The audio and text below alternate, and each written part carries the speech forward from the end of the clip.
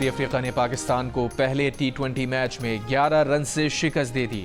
جنوبی افریقہ نے پہلے بیٹنگ کرتے ہوئے 9 وکٹ پر 183 رنز بنائے۔ ڈیوڈ ملر نے برق رفتار 82 رنز بنائے۔ جارج لنڈے نے 48 رنز کی جارحانہ اننگز کھیلی۔ ہدف کے تعاقب میں پاکستان ٹیم 8 وکٹ پر 172 رنز ہی بنا سکی۔ کپتان محمد رضوان نے 62 گیندوں پر 74 رنز بنائے لیکن ٹیم کو نہ جتوا پائے۔ رضوان، سائم اور طیب طاہر کے علاوہ کوئی بیٹر بھی ڈبل فگر میں داخل نہ ہو سکا۔ لیفٹیننٹ جنرل ریٹائرڈ فیض حمید کو چارج شیٹ کر دیا گیا۔ ISPR کے مطابق فیض حمید پر سیاسی سرگرمیوں میں ملوث ہونے، آفیشل سیکرٹ ایکٹ کی خلاف ورزیاں کرنے، ریاست کے مفاد کو نقصان پہنچانے، اختیارات، سرکاری وسائل کا غلط استعمال کرنے اور افراد کو ناجائز نقصان پہنچانے کے الزامات پر فرد جرم عائد کی گئی ہے۔ ISPR کے مطابق کورٹ مارشل کے دوران ملک میں انتشار، بدامنی اور 9 مئی سے جڑے پرتشدد واقعات میں بھی لیفٹیننٹ جنرل ریٹائرڈ فیض حمید کے ملوث ہونے سے متعلق علیحدہ تفتیش کی جا رہی ہے۔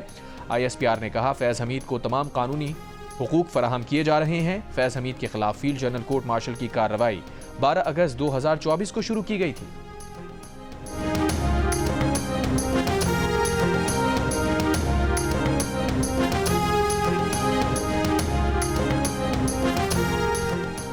فیض حمید پر چارج شیٹ فوج کا اندرونی معاملہ ہے، ہمارا اس سے کوئی لینا دینا نہیں۔ تحریک انصاف کے چیئرمین بیرسٹر گوہر کا رد عمل۔ جیو نیوز سے گفتگو میں کہا فوج کے اپنے قواعد و قوانین ہیں جس کے تحت وہ ٹرائل کرتی ہے۔ وزیر دفاع خواجہ آصف کا کہنا ہے کہ اس بات میں کوئی شک و شبے کی گنجائش نہیں کہ فیض حمید اور بانی PTI جرائم میں حصے دار تھے۔ ان دونوں کے مفادات ایک ہو گئے تھے۔ بانی PTI نے ٹھان لی تھی کہ فیض حمید کو ہی لائن میں لگانا ہے تاکہ آبی چیف وہی بنے اور پھر 10 سال کا پروگرام جاری و ساری رہے۔ پروگرام آج شاہ زیب خانزادہ کے ساتھ میں گفتگو کرتے ہوئے کہا اس خواب کی تعبیر کے لیے انہوں نے آخری کوشش 9 مئی کو کی کہ ادارے کے اندر سے کوئی ایسی بات ہو جس سے ہماری واپسی کی راہ ہموار ہو سکے۔ جو چارج شیٹ سامنے آئی ہے اس کے ملزم اکیلے فیض حمید نہیں بلکہ بانی PTI بھی ہیں۔ دعویٰ کیا کہ ان کو اطلاع ہے کہ فرد جرم ٹھوس شواہد پر مبنی ہے۔ اس کیس میں اصل کرداروں تک پہنچنا ہے جس میں سر فہرست بانی PTI ہے۔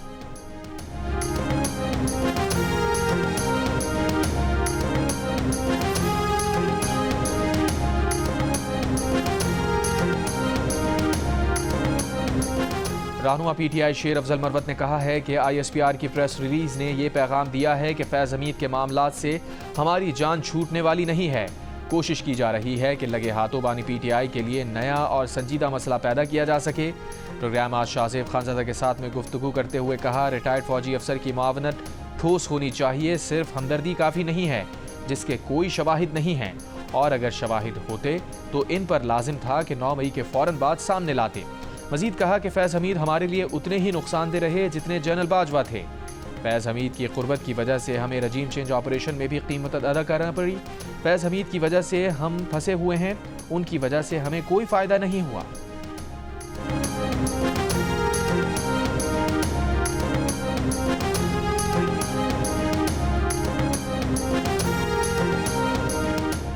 سینیٹر فیصل واڈا کا کہنا ہے کہ فیض حمید کے خلاف چارج شیٹ سے ثابت ہوتا ہے کہ اب کوئی بھی قانون سے نہیں بچ سکتا۔ میرے لیے حیران کن نہیں ہوگا اگر بانی PTI کو فوجی تحویل میں لے لیا جائے۔ جیو نیوز سے گفتگو کرتے ہوئے کہا پہلے بھی بتایا تھا کہ سول نافرمانی کی کال اس ٹرائل سے لنک ہے۔ 9 مئی سے فیض حمید، PTI، بانی اور بشرا بیوی کو الگ نہیں کیا جا سکتا۔ نون لیگ کے سینیٹر طلال چودھری نے کہا یہ چارج شیٹ صرف فیض حمید کے خلاف نہیں PTI کے بھی خلاف ہے۔ ثابت ہو گیا کہ 9 مئی کو احتجاج نہیں بغاوت کی گئی تھی۔ MQM پاکستان کے رہنما مصطفیٰ کمال نے کہا فیض حمید کا گرفتار ہونا پاکستان کی تاریخ میں بڑی بات ہے اور ان کے لیے سبق ہے جو سمجھتے تھے کہ طاقت کبھی ختم نہیں ہوگی۔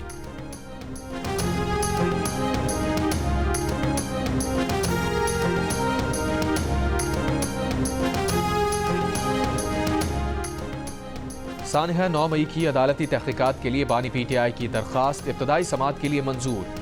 جسٹس مسرت ہلالی نے کہا اگر جوڈیشل کمیشن بن بھی گیا تو صرف ذمہ داری ہی فکس کرے گا، کمیشن کی رپورٹ کا فوجداری مقدمات پر اثر نہیں پڑے گا۔ بانی PTI کے وکیل حامد خان نے کہا ملک میں غیر اعلانی مارشل لاء لگا ہوا ہے، احتجاج کرنے پر فوج طلب کر لی جاتی ہے۔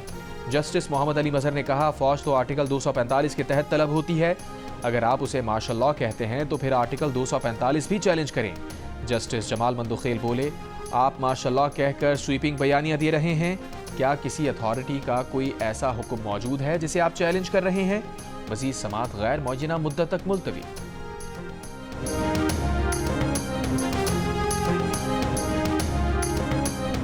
वज़ीर आज़म ने सिविल नाफरमानी की कॉल को मुल्क दुश्मनी करार दे दिया।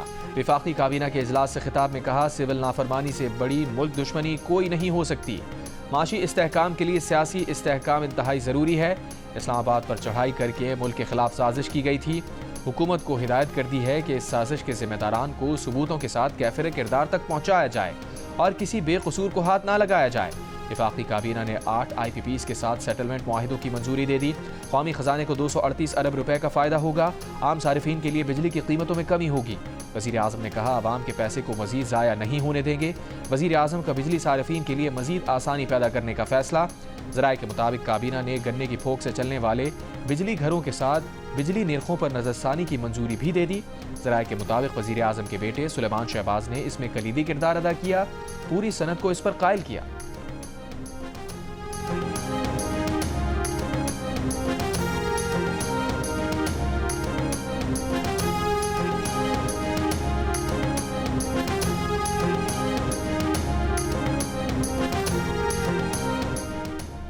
चीन और पंजाब का स्मॉग के खात्मे और जंगली हयात के तहफ़्फ़ुज़ के लिए Beijing Punjab clean air मुश्तरका working group बनाने का फैसला।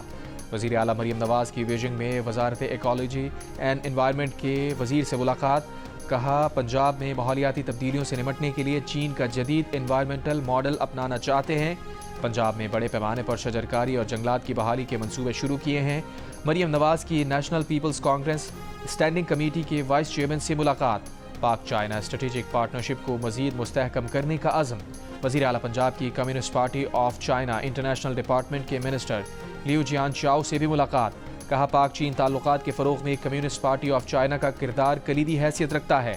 लोकल गवर्नेंस और देही तरक्की के लिए चीन के तजुर्बात से फ़ायदा उठाना चाहते हैं। वज़ीर आला पंजाब के एजाज़ में बीजिंग में खुसूसी ज़ोहराना भी दिया गया। मरियम नवाज़ की communist party of China international department की नायब मिनिस्टर सुन हाई येन से भी मुलाकात। मुख्तलिफ शोबों में दो तरफ़ा ताल्लुकात मजबूत बनाने के मुश्तरका अज़म का आदा।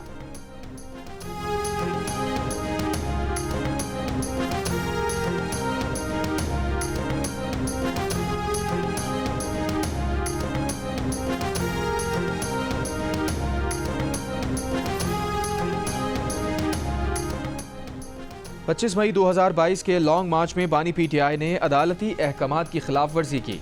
विफाक की जानिब से तौहीन अदालत दरख्वास्त पर आईनी बेंच में समाअत। बेंच के सरबराह जस्टिस समीरुद्दीन खान ने एडिशनल अटॉर्नी जनरल से कहा कि तौहीन अदालत केस में अदालत ने नोटिस किया तो बानी PTI को पेश करना पड़ेगा। क्या हुकूमत बानी PTI के खिलाफ तौहीन अदालत का केस चलाना चाहती है? अदालती पेशी से मुताल्लिक हिदायत ले लें, जिस पर एडिशनल अटॉर्नी जनरल ने जवाब दिया, हुकूमत संजीदगी से दरख्वास्त की पैरवी करेगी। अदालत में जमा बानी PTI के जवाब में कहा गया है कि अदालत का ज़बानी हुक्म बानी PTI तक नहीं पहुँच सका था। मोबाइल सर्विस की बंदिश के बायस वकला का राबता नहीं हो सका था। समाअत गैर मुअय्यना मुद्दत तक मुलतवी।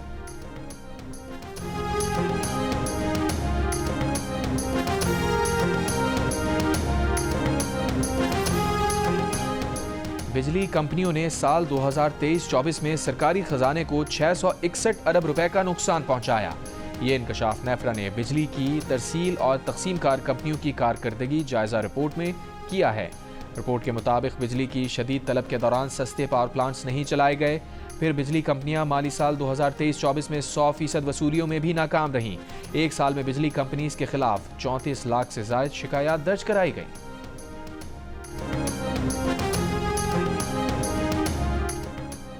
इसराइल के शामी दिफाई तनसीबात पर 300 से ज़ायद हमले, शामी फौज के तमाम बर्री, बहरी और फ़ज़ाई असासे तबाह कर दिए।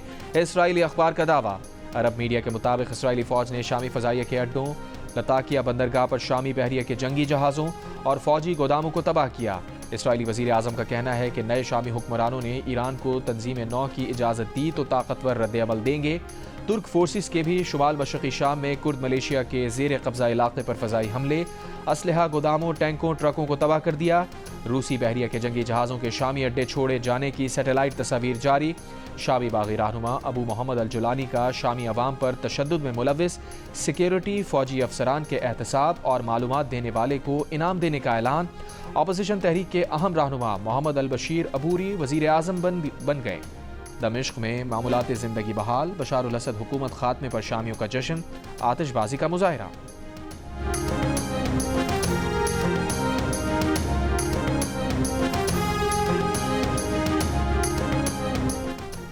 شام میں پھنسے پاکستانیوں کا انخلا شروع، 400 کے قریب پاکستانی لبنان سرحد پہنچ گئے۔ سفارتی ذرائع کے مطابق پاکستانیوں کو بیروت سے پاکستان روانہ کیا جائے گا۔ خصوصی پرواز کا اہتمام آج یا کل تک کیا جا سکتا ہے۔ وفاقی کابینہ کے اجلاس سے گفتگو کرتے ہوئے وزیر اعظم شہباز شریف کا کہنا تھا کہ شام سے 250 زائرین اور 300 دیگر پاکستانیوں کی وطن واپسی کے لیے انتظامات کیے جا رہے ہیں۔ لبنان کے وزیر اعظم سے بات ہوئی تھی۔ لبنانی وزیر اعظم نے کہا ہے کہ پاکستانیوں کے پاس ویزے ہوں یا نہ ہوں، بیروت کے رفیق حریری ایئرپورٹ سے ان کی وطن واپسی میں ہر سہولت دی جائے گی۔ سینیٹر عرفان صدیقی نے کہا 170 سے 180 زائرین کو شام سے لبنان روانہ کیا جا چکا ہے۔ وزیر اعظم کے لبنانی وزیر اعظم کے رابطے کے بعد سے لبنانی حکومت سرحد پر ہی ویزا فراہم کر رہی ہے۔ ان افراد کو بسوں کے ذریعے بیروت بھیجا جا رہا ہے۔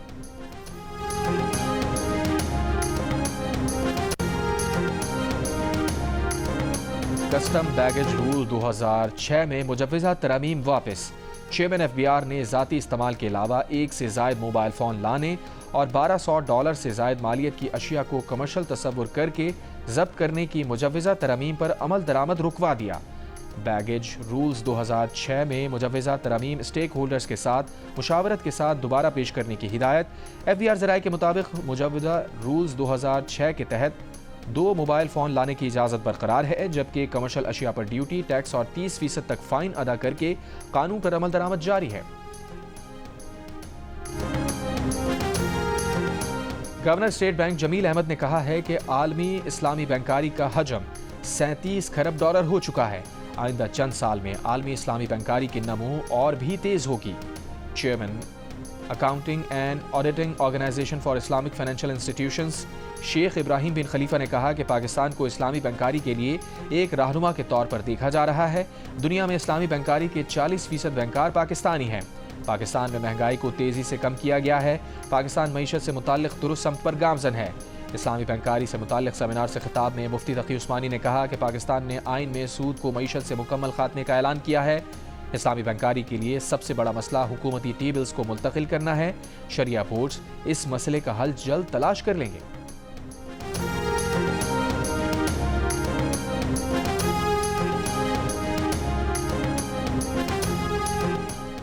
سیکیورٹی فورسز کا جوب کے علاقے سمبازہ میں آپریشن، 15 خوارج ہلاک، بڑی تعداد میں اسلحہ اور گولہ بارود برآمد۔ فائرنگ کے تبادلے میں سپاہی عارف الرحمان نے جام شہادت نوش کیا۔ ISPR کے مطابق سیکیورٹی فورسز نے آپریشن خفیہ اطلاع پر کیا۔ وزیر اعظم شہباز شریف کی جوب میں فتنہ الخوارج کے خلاف کامیاب آپریشن پر سیکیورٹی فورسز کی پذیرائی۔ آپریشن کے دوران جام شہادت نوش کرنے والے سپاہی عارف الرحمان شہید کو خراج عقیدت۔ گرینڈ جرگے میں شرکت کے لیے مشیر اطلاعات بیرسٹر محمد علی سیف کی سربراہی میں سرکاری وفد کورم پہنچ گیا۔ کوہاٹ میں گرینڈ امن جرگہ کسی نتیجے پر نہیں پہنچ سکا۔ پشاور پارا چنار مرکزی شاہراہ سمیت آمد و رفت کے تمام راستے بند۔ راستوں کی بندش سے خوراک، پیٹرول اور علاج کی سہولت نہ ہونے پر شہریوں کو مشکلات کا سامنا۔ کورم میں امن و امان کی خراب صورتحال کے دوران جاں بحق اور زخمی ہونے والے افراد کے لیے PDMA کی جانب سے تقریباً 15 کروڑ روپے اور 1000 متاثرہ خاندانوں کے لیے امدادی سامان فراہم کیا جائے گا۔ ہنگو میں کورم کے واقعات سے متاثرہ خاندانوں کے لیے بھی 2 کروڑ روپے اور امدادی سامان پر مشتمل پیکج دیا جائے گا۔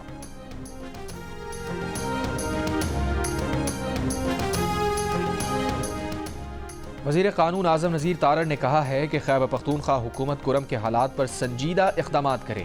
قومی اسمبلی میں خطاب میں کہا لا اینڈ آرڈر صوبائی معاملہ ہے، جب تک صوبہ مدد نہیں مانگتا تب تک وفاق وہاں نہیں جاتا۔ گورنر خیبر پختونخوا نے APC بلائی لیکن وزیر اعلیٰ خیبر پختونخوا نہیں گئے۔ کورم سے متعلق گزارشات وزیر اعظم اور وزیر داخلہ کے نوٹس میں لائیں گے۔ کراچی کی انسداد دہشت گردی عدالت میں ایئرپورٹ کے قریب چائنیز شہریوں پر خودکش حملے کے کیس کی سماعت۔ پولیس نے گرفتار نجی بینک کے ملازم کو عدالت میں پیش کر دیا۔ عدالت نے ملزم کو 14 دسمبر تک جسمانی ریمانڈ پر CTD کی تحویل میں دے دیا۔ ملزم پر واردات میں استعمال ہونے والی گاڑی کی خریداری میں معاونت کا الزام ہے۔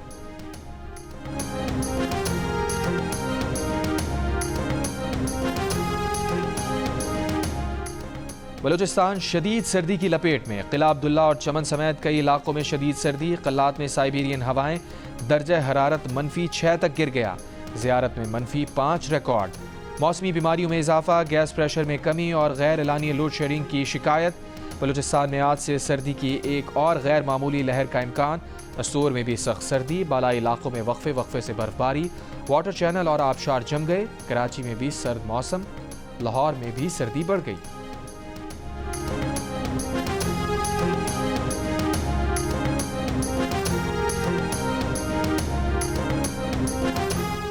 چھبیس نومبر کو ہمارے لوگوں کو گولیاں مار کر شہید کیا گیا، اپوزیشن لیڈر عمر ایوب خان کا قومی اسمبلی میں خطاب کے دوران دعویٰ، مطالبہ کیا غیر جانبدار جوڈیشل کمیشن بنایا جائے جو یہ تحقیق کرے کہ گولی کیوں چلائی گئی۔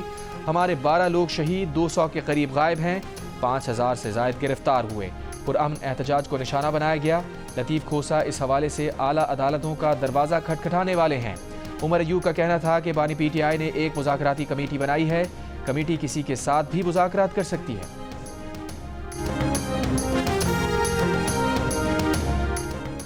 حکومت نے سنجیدہ مذاکرات نہ کیے تو 14 دسمبر سے سول نافرمانی کا اعلان ہوگا، تحریک انصاف کے رہنما شوکت یوسفزئی کی وارننگ۔ یہ بھی کہا کہ پی ٹی آئی نے احتجاج اور مذاکرات کے لیے حکمت عملی وضع کر لی، نتیجہ خیز مذاکرات تک احتجاج کا سلسلہ جاری رہے گا۔ احتجاج کے ساتھ ساتھ مذاکرات کا دروازہ بند نہیں ہوگا، تمام لوگوں سے مذاکرات کیے جائیں گے۔ دوسری جانب اسد قیصر نے کہا ہے کہ مولانا فضل الرحمان کے ساتھ رابطے میں ہیں، چاہتے ہیں کہ حکومت کے خلاف مشترکہ تحریک چلائیں۔ تحریک انصاف نے یوم شہداء پروگرام کی تاریخ 13 دسمبر سے بڑھا کر 15 دسمبر کر دی۔ اسد قیصر کہتے ہیں شہداء اور زخمیوں کا پورا ڈیٹا قوم کے سامنے لایا جائے گا۔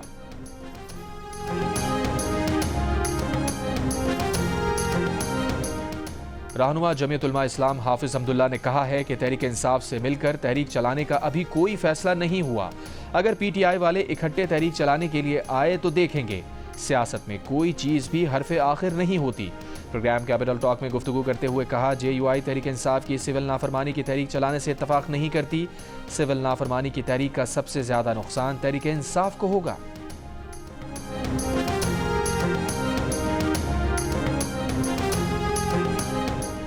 وزیر اطلاعات عطا تارڑ کا پی ٹی آئی پر صحافیوں کو آن لائن ہراساں کرنے کی مہم چلانے کا الزام، کہا حکومت صحافیوں پر آن لائن حملے کرنے والوں کے خلاف بھرپور کارروائی کرے گی۔ اسلام آباد میں پریس کانفرنس کرتے ہوئے وفاقی وزیر نے کہا 9 مئی اور 26 نومبر کو پی ٹی آئی ملک میں انارکی پھیلانا چاہتی تھی، انتشار پھیلانے والے کسی ایک شخص کو نہیں چھوڑیں گے۔ مدارس کے رجسٹریشن پر عطا تارڑ نے کہا اس مسئلے کا ایسا حل چاہتے ہیں جس سے طلباء کا نقصان نہ ہو۔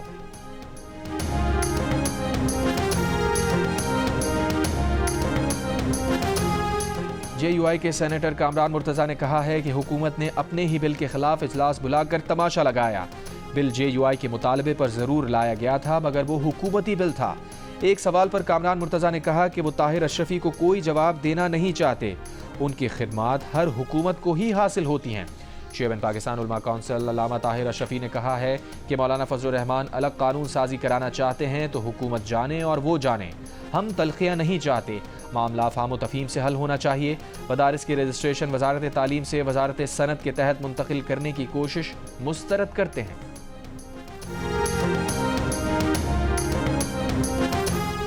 فوجی عدالتوں میں سویلینز کے ٹرائل کا کیس، زیر حراست افراد کو عام جیلوں میں منتقل کرنے کی لطیف کھوسہ کی استدعا مسترد، وکیل نے کہا کم از کم جیلوں میں ملاقات تو کرائی جا سکتی ہے۔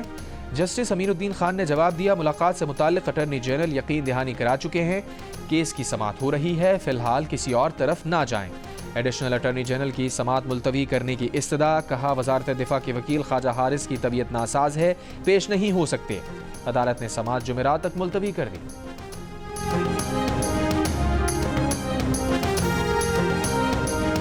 حج درخواستوں کی وصولی کا وقت ختم، ذرائع کے مطابق اب تک 75,000 سے زائد حج درخواستیں موصول ہو چکی۔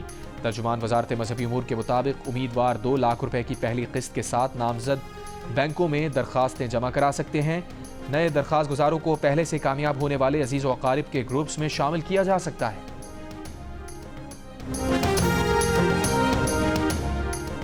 Army chief general Asim Munir سے برطانیہ میں کیمبرین پیٹرول مشق میں گولڈ میڈل جیتنے والی آرمی ٹیم کی ملاقات۔ آرمی چیف نے بین الاقوامی پلیٹ فارم پر پاکستان کی عزت برقرار رکھنے کے لیے ٹیم کی شاندار کامیابی کو سراہا۔ آئی ایس پی آر کے مطابق کیمبرین پیٹرول کو عالمی سطح پر سب سے زیادہ چیلنجنگ فوجی مشقوں میں سے جانا جاتا ہے۔ اکتوبر میں ہونے والی مشقوں میں 143 ٹیمز نے حصہ لیا۔ پاک فوج کی ٹیم نے غیر معمولی مہارت کا مظاہرہ کرتے ہوئے 6ٹی بار یہ اعزاز حاصل کیا۔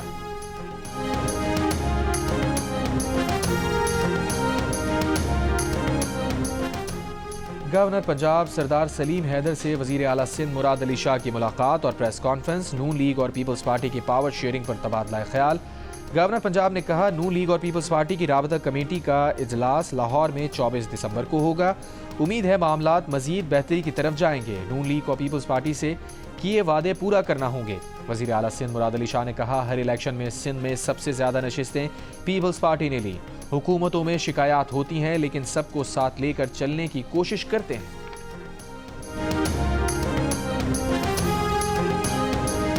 بھاشا ڈیم متاثرین اور ایس پی دیامر کے درمیان مذاکرات کامیاب ہو گئے۔ ایس پی کے مطابق مظاہرین نے شاہراہ قراقرم کو ٹریفک کے لیے کھول دیا۔ مظاہرین کا کہنا ہے کہ فی الحال شاہراہ قراقرم کے کنارے پر دھرنا جاری رہے گا۔ آج صبح 10 بجے تک مطالبات منظور نہ ہوئے تو شاہراہ قراقرم کو دوبارہ بند کر دیں گے۔ مظاہرین کا مطالبہ ہے کہ بھاشا ڈیم اراضی کے واجبات کی ادائیگی اور ملازمتوں کے کوٹے پر عمل درآمد کیا جائے۔ شام میں جولان کی پہاڑیوں پر جارحیت اور قبضے میں توسیع کے اسرائیلی عزائم۔ اسرائیل کا جنوبی شام میں دفاعی زون بنانے کا اعلان۔ اقوام متحدہ کی شام کی علاقائی سالمیت کی خلاف ورزی کی مذمت۔ کہا اس اہم وقت کو شامی سرزمین پر قبضے کے لیے استعمال نہیں کرنا چاہیے۔ سعودی عرب، متحدہ عرب امارات، ایران، عراق، قطر کی بھی شدید مذمت۔ سعودی عرب نے کہا اسرائیل شام کی سالمیت کو نقصان پہنچا رہا ہے۔ ترک صدر ایردوان نے کہا شام کو دوبارہ تنازعات کا علاقہ نہیں بننے دیں گے۔ ایرانی فوجی سربراہ نے کہا اسرائیل کا خاتمہ بدستور ایرانی ترجیحات میں سر فہرست ہے۔ شام میں اب ایران کا کوئی فوجی موجود نہیں۔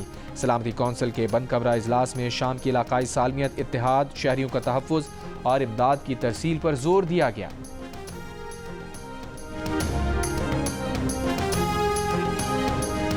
غزہ پر اسرائیلی حملے جاری، مزید 30 سے زائد فلسطینی شہید۔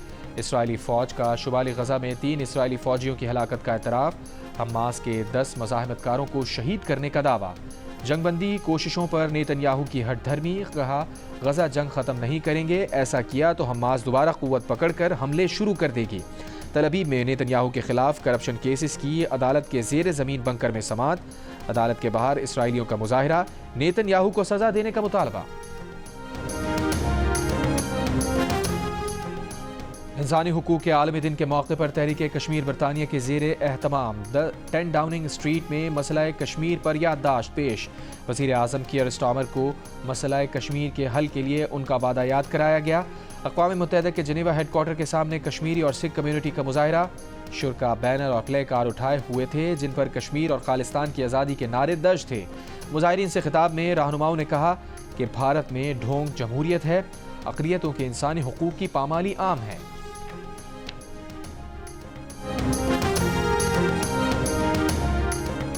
Human rights commission of Pakistan نے کہا ہے کہ ریاست کو آئین میں درج بنیادی حقوق فوری تسلیم کرنا ہوں گے۔ جبری گمشدگیوں اور حراستی تشدد کے فوری خاتمے کی ضرورت ہے۔ انسانی حقوق کے عالمی دن پر کمیشن کی جانب سے جاری ایک بیان میں کہا گیا ہے کہ اظہار رائے اور پرامن اجتماع کے حق کی صورتحال تیزی سے بگڑنا تشویشناک ہے۔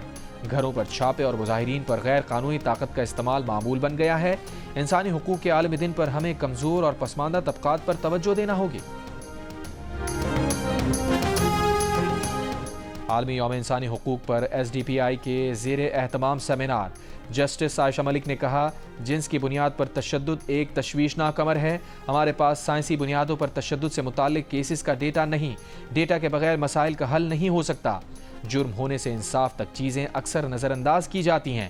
کراچی پریس کلب میں کانفرنس سے خطاب کرتے ہوئے چیئرمین HRCP اسد بٹ نے کہا کہ ملک میں انسانی حقوق کی خراب صورتحال پر تشویش کا اظہار کیا اور کہا کہ عوام اور سول سوسائٹی کو انسانی حقوق کے لیے آگے آنا ہوگا۔ کانفرنس سے رکن HRCP توصیف احمد، سیم الدین بلوچ اور جامی چانڈیو نے بھی خطاب کیا۔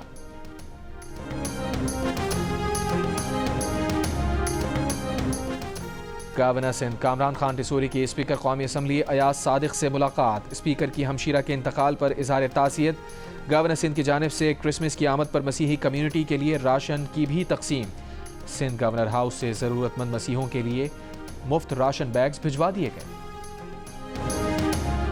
آئی جی اسلام آباد علی ناصر رضوی کی آنکھ کا کامیاب آپریشن۔ ترجمان اسلام آباد پولیس کے مطابق علی ناصر رضوی کی آنکھ کا آپریشن لاہور کے اسپتال میں کیا گیا۔ علی ناصر رضوی کی آنکھ پتھر لگنے کے باعث زخمی ہوئی تھی۔ آئی جی پنجاب ڈاکٹر عثمان انور کی مظفر گڑھ پہنچ کر اسلام آباد دھرنا میں شہید ہونے والے پولیس کانسٹیبل کے اہل خانہ سے تعزیت۔ شہید پولیس کانسٹیبل مبشر کی فیملی کا بہترین علاج کرانے کا اعلان، کہا شہید کانسٹیبل کے خاندان کو تنہا نہیں چھوڑا جائے گا۔ شہید مبشر کی والدہ اور اہلیہ کینسر، بیٹی تھیلیسیمیا اور بیٹا ہڈیوں کی بیماری میں مبتلا ہے۔